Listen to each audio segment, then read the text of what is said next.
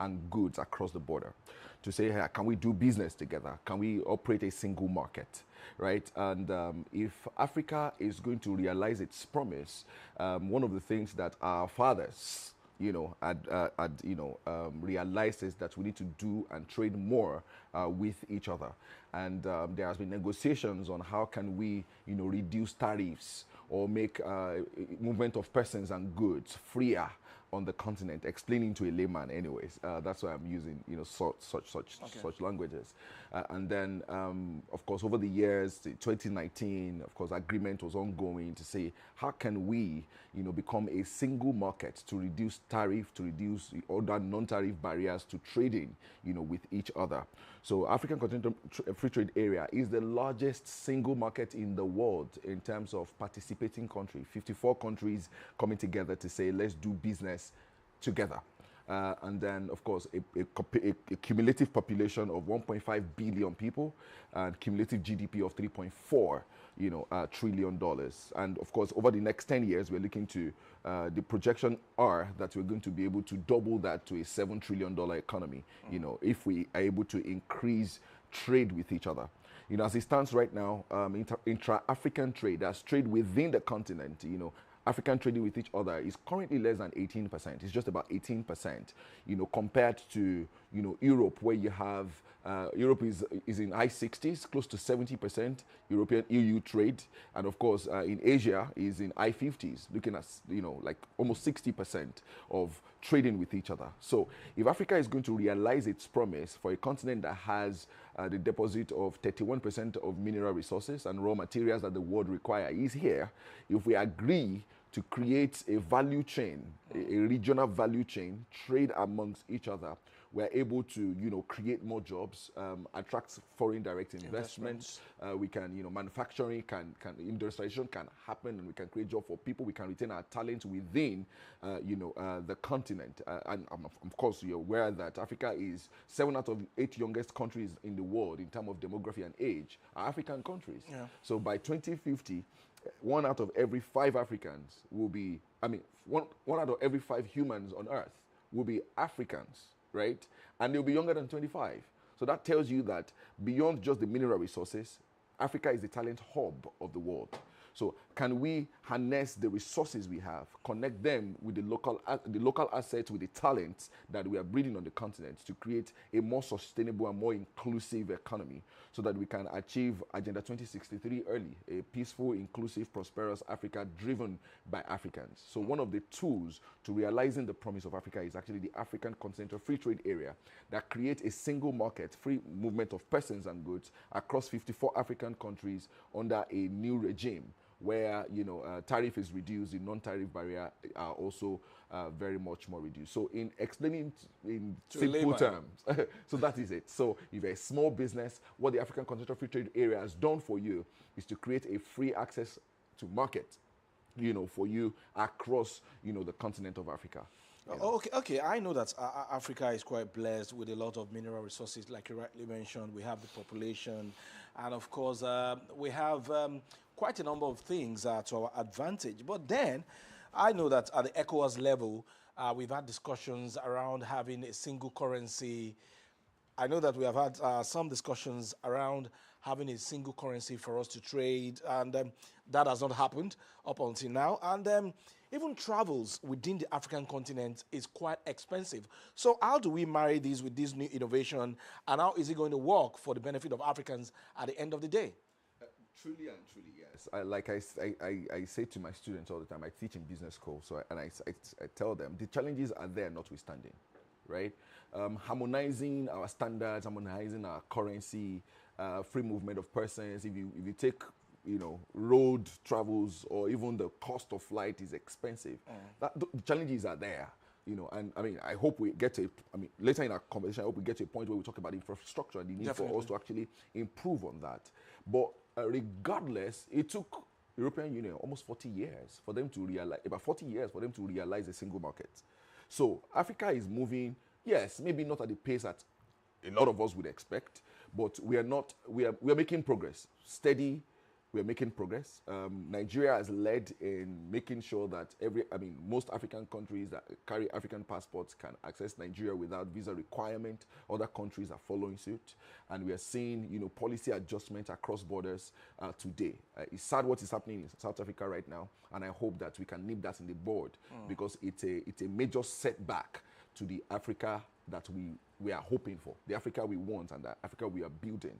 So the truth is, the moment we increase the volume of trade amongst each other, if the volume of transactions between Nigeria and Ghana, between Nigeria and Morocco increases, we will see a drastic reduction in the bottlenecks of logistics. Okay. And that's why, in our advocacy to government, to regional economy, to regional blocks, we're saying that enough of, this very, how do we put it, country-specific infrastructure development approach. I think we need to start looking at how we have regional infrastructure development. The train, and that's why one of the most laudable projects that I've seen in recent time is the Maradi train, project. Even though it connects to Niger, where we do not have much of trade interaction, would like to see such, on the Lagos-Abidjan corridor, where you leave Lagos and you get to Abidjan to do business without having to encounter immigration and have this stop. If we reduce interaction between, man to man, the border, if we become borderless, the more integrated we become. And the easiest it will be to integrate our economy, integrate our currency, integrate our policy, and of course, integrate our standards as well. All right. So this particular initiative, AfCFTA, is so job-breaking for me. Looking at some of the reforms of the current administration under the able leadership of President Bola Ahmed Tinubu, people have hailed some of his innovations meant to stimulate the growth of the economy, the tax reforms, the removal of fuel subsidy. So what are the opportunities that are available for Nigeria from this initiative to strengthen the economic growth? Truth is, Nigeria stands the greatest opportunity to benefit from AfCFTA if we fully harness our potentials. And of course, we also stand the risk of becoming the dumping ground for Africa, because we are the largest market on the continent. We have the largest consumer market on the continent, and we have, arguably maybe one of the highest in terms of purchasing power. So the opportunity is for Nigeria to take its role or to take its place as the big brother of Africa, as everybody realize. AfCFTA puts that on our table.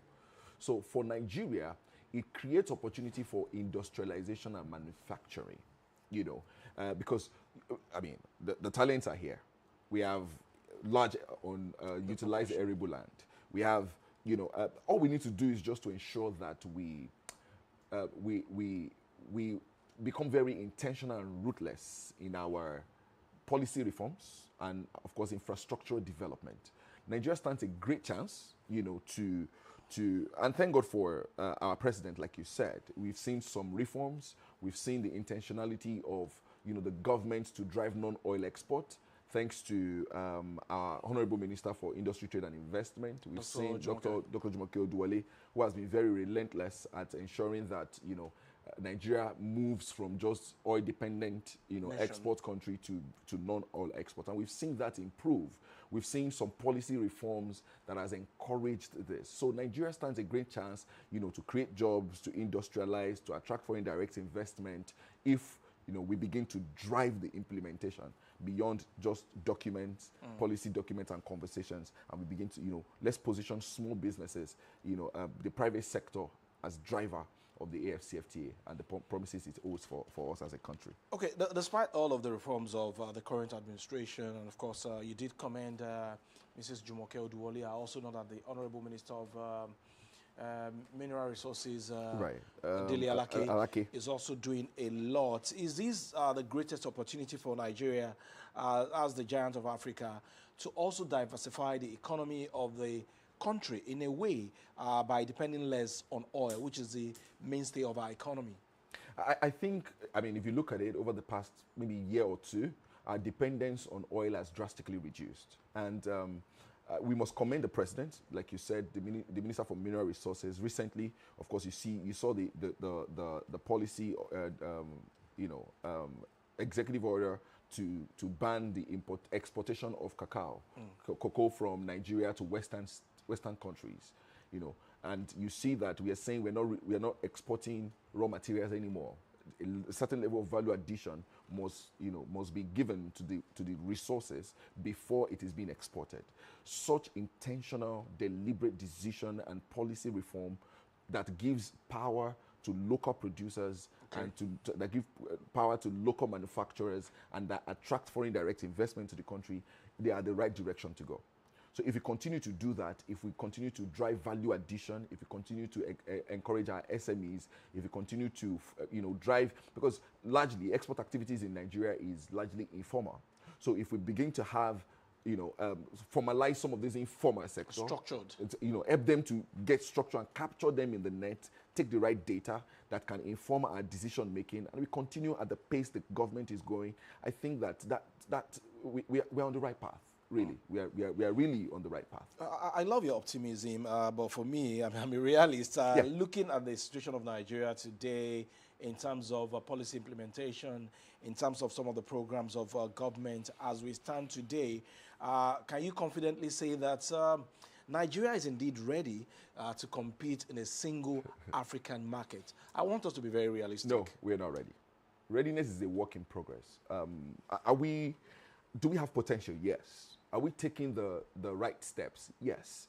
Are we putting the right policies in place? Yes. Do we have the political willingness from the government? Yes. However, readiness goes much more than policy document. Like I say, I mean, if we take if we go online now and sample opinions of maybe people that are doing business who are supposed to be the drivers of this policy, of this economy, they are not aware of the African Continental Free Trade Area. They don't even know how, to trade under the AfCFTA. So progress or readiness cannot be measured by the smoothness of the policy document or by the meetings and the conversations we have every time. As a matter of fact, I got tired recently of attending, conferences and events because we keep talking about these things, but we're not measuring, we're not implementing, we're not measuring the progress. So readiness will go beyond just the document. It will go as far as how can we empower the SMEs, the small businessmen, the Nigerian creatives to go beyond, just being in Nigeria, to expand their markets, to export more, to build pipeline, to help, to empower them, to give them the infrastructure required. Most of the time, earlier this week we had the public hearing on the domestication of the AfCFTA.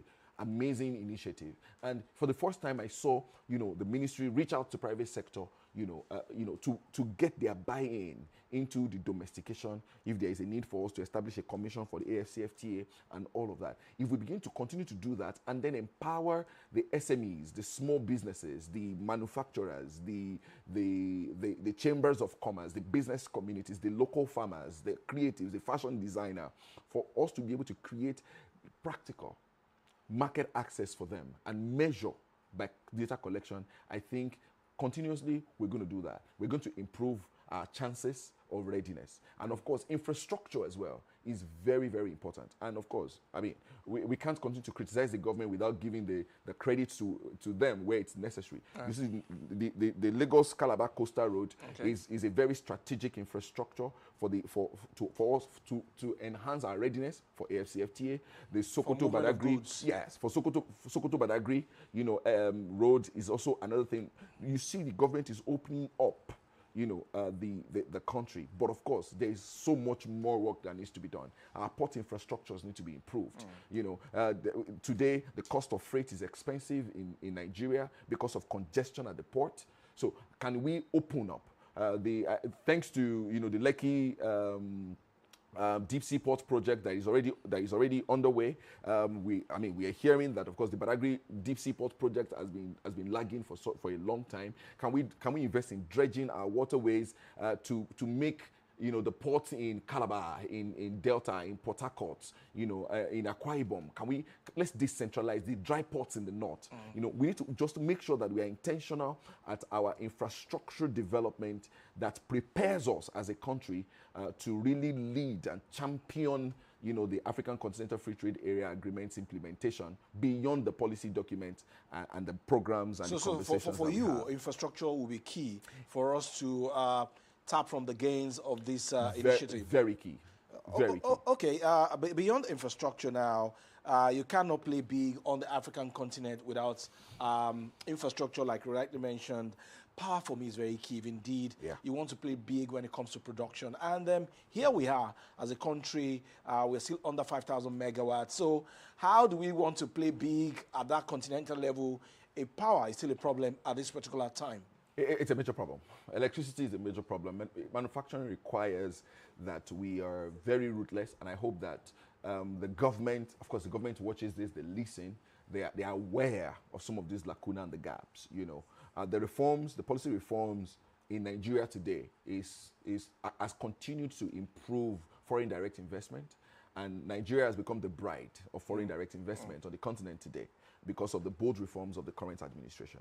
So what we need to do is to sustain the policy, attract more investment, and be very ruthless in our power generation. We have the water, we have the wind, we have the sun. We need to find a way to, beyond the grid, you know, find a way to generate electricity that can drive and that can power the industrialization that we envision for the continent or for the country. So if you want to lead industrialization on the continent, it means that electricity and power has to be something that we need to take very seriously. And the reform has empowered state governments, of course, to also go beyond just relying on federal government, waiting for the federal government. Now we see the efforts by Abia State government to generate their own electricity. I think Lagos State government is doing the same in terms of looking for how to attract direct investment in the north. I work with the World Trade Center, and every now and then we see interest from across the world for them to want to invest. The USG group sometimes last year approached us for investment in renewable energy in the northern part of Nigeria. Conversation is still ongoing. We are meeting with necessary stakeholders in government to encourage them to come. And government has incentivized, investment in renewable energy, tax holidays, the pioneer status and every other incentives that are available to investors in Nigeria. Yes, that's what the government can do. And that's why I think that the private sector also now has to rise up to see how we can continue, to mobilize investment, conversation in power generation, decentralized power, across states, and so that we can drive really relevant infrastructure to the real drivers of the economy, who are the producers, the local producers, the fashion designers at the subnational level. So that's the approach I think we need to take. Okay, earlier you spoke about the domestication of the AfCFTA. Right. And for me, the major challenge for SMEs in Nigeria is access to funds. So if they have issues having access to fund, interest rate is very high, how would they compete? Presently, they are struggling to compete locally, and now the African market is there for them to compete big. So without adequate funding, without interest rate being single digit for them to produce, how would they be able to compete at the continent level? Really, it's a conversation that has been ongoing for years on how we can democratize opportunities and make access to financing available to small businesses, right? Under this administration, we've seen improved access to financing. Where I think we have challenges is we need to do more. Okay. I'd say that, to making sure that we make flexible, easy, decollateralized, single-digit financing available to every builder in Nigeria. I use the word builder because they make the building blocks and the framework of the Nigerian economy. So we cannot, with the current interest rates in commercial banks, is difficult for an SME for any SME or for any business to survive it. So we need to also see how we can, through the Nigerian Credit Corps. Now we have Nigerian Credit Corps that makes flexible, long-term, single-digit payable loans available to SMEs. SMIDAN, the bank, through the Bank of Agriculture, through the Bank of Industry. People can access, facilities.